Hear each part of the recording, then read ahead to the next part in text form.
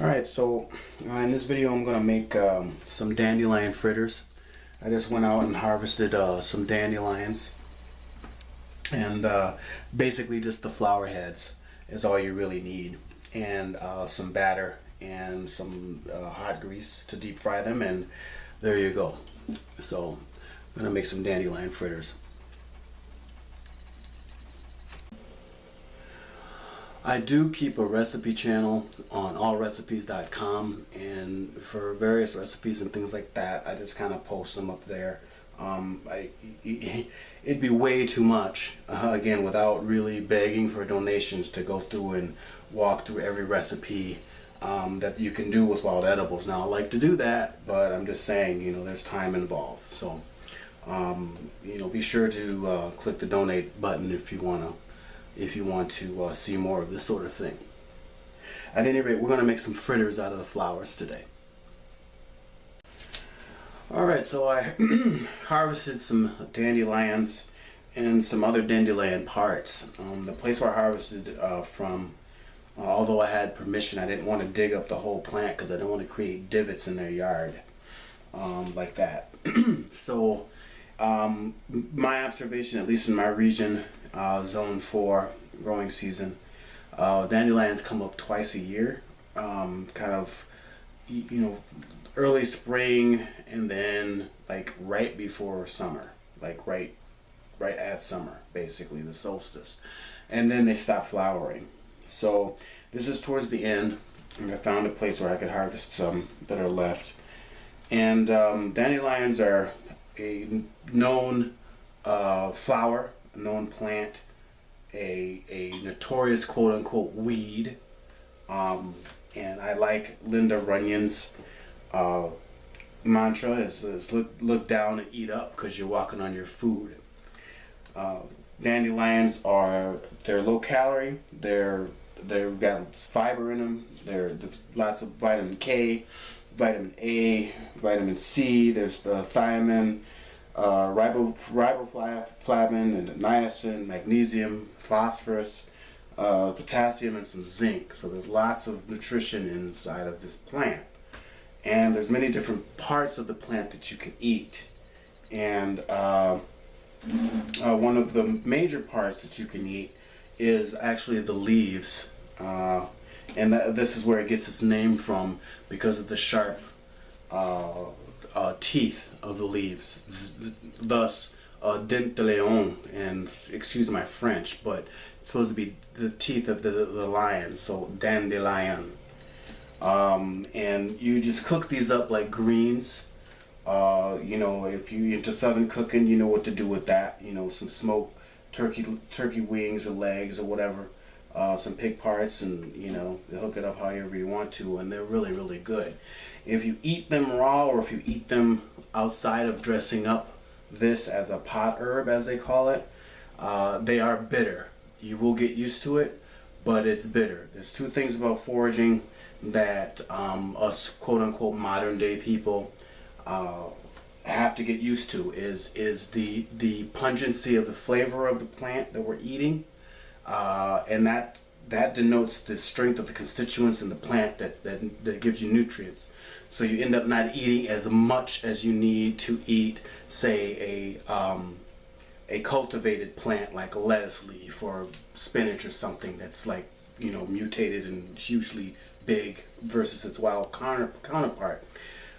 It's been treated to yield a greater amount, whereas the smaller, wilder cousins of any plant, they have to survive, so they're stronger because they've had to survive, and so therefore their nutrients are highly packed, and so you don't need to eat as much of any sort of wild edible as you would a store-bought edible. That's first and foremost. The second thing is that the flavor is going to be that much more pungent and robust.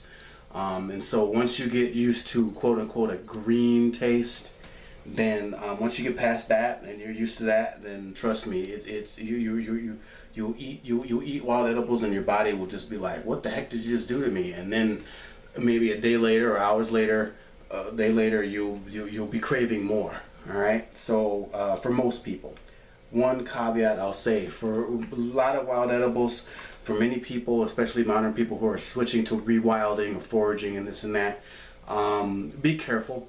Don't eat too much at once. This will be a shock to your system. Again, consult your physician if you have any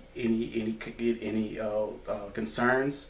Always harvest in moderation and harvest safely. Harvest when you have permission and at least 50 feet away from a major roadway, because you know what, they exhaust and all that, you know, chemicals and backwash from the street onto your food, you know. So as we move on, the other part, of course, to the dandelion is the flower head. And the flower head, as we all know, we all love these. They smell really, really good. They have, and you can make herbal oils out of these. You make a good massage oil by drying these out and packing them with a vegetable oil like safflower oil or something like that. And you can pick the petals off of these and make cookies and cakes and stuff like that. You can pick the petals off of these, like I said, in the yellow part, not the green part. Pick the yellow part off, and you can make oils and cakes and cookies and stuff out of that, out of this part, and then fritters. You can deep fry the flowers.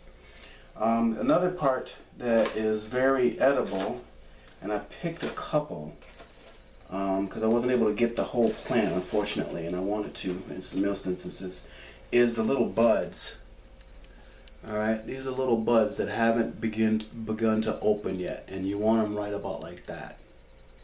Okay, the buds, these are good. These are so good, especially if you boil them, again, as a pot herb or with your leaves and stuff like that. The little buds are really, really tasty. They're kind of like, the texture is similar to broccoli, or not, excuse me, not broccoli, but Brussels sprouts.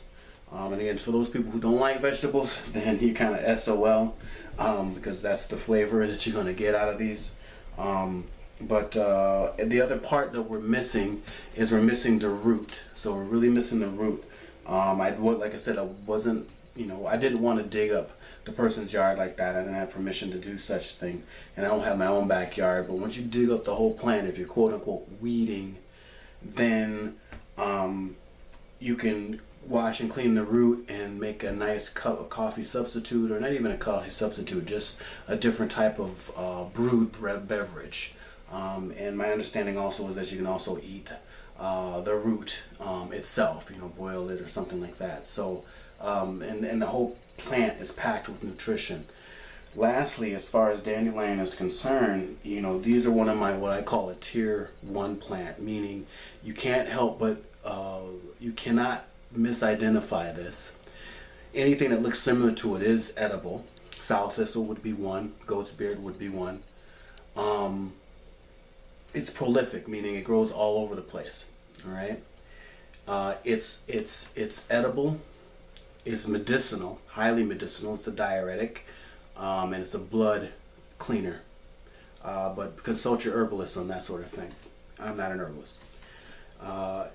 And it's also utilitarian, loosely utilitarian, in that when they form the little afros, you know, they get the little puff balls that blow to the wind, which is the seed head.